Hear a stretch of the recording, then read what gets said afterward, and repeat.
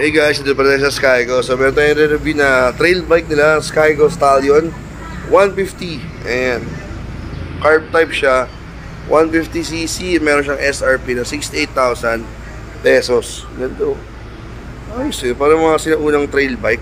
Tapos down payment niya is 3,000, then monthly niya is 3,667 pesos. At reweighted siya ng 300 pesos. So ngayon natin itsura niya. Let's go. So yun guys, alam natin pag trail bike is very basic lang. So LED headlight naman na siya. Ay hindi, halogen lang yung headlight niya.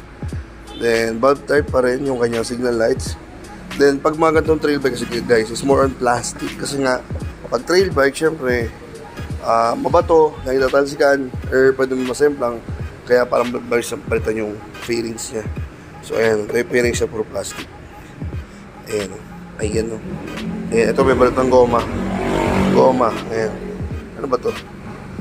Lagayan ng bracket kung gusto mo. Ayan siya. Tapos, yung signature nila, yung diretsong silya. Ayan. Mga trail bike. Tapos, ito yung tank. Yeah. Hindi ko lang kung ilang liters yan. Then, syempre, very basic lang din controls ito, syempre. Ayan. Clutch, passing ilaw, high beam, low beam. Then, busina, signal lights. Then, yung kanyang manipis na handlebar. Naked handlebar, syempre, trail bike. Then, yung kanyang panel gauge, digital, at combination ng analog. Ito yung RPM niya. Then, may gear indicator. Then, dito, sigurado yung kanyang speed. Tapos, shutter key and shutter lock key. So, medyo safe. Ito yung susi niya. Tapos, ito yung throttle. And, yung front brake. Tapos, kill switch. Then, push start. Ito pong mga trail bike, lagi mas malaki ang gulong ng harapan. Naka-spoke rim set siya. Na 90-90 size ng gulong by 19. Yan. 19, laki no?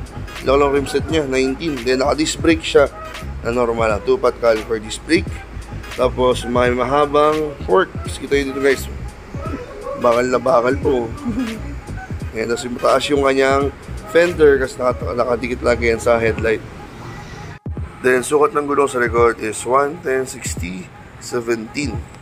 Yan. Tapos siya ay naka-drum brake. May ito guys, syempre barely naked na engine niya. 150cc gearbox. Then syempre yung kanyang kickstart pa. Ayan. Then yung elbow ng bocho, yung signature ng mga ano yan, trail bike hanggang dyan. Ayan, yung bocho niya. Tapos foot brake, yan nabakalan talaga. Ayan, yung mga signature ng trail bike. Yan tapangan ni riders. Kung angkas ka, nabihira naman talaga sa trail bike. Isa yan, tapangan ni angkas. Ayan sa guys, itong bocho.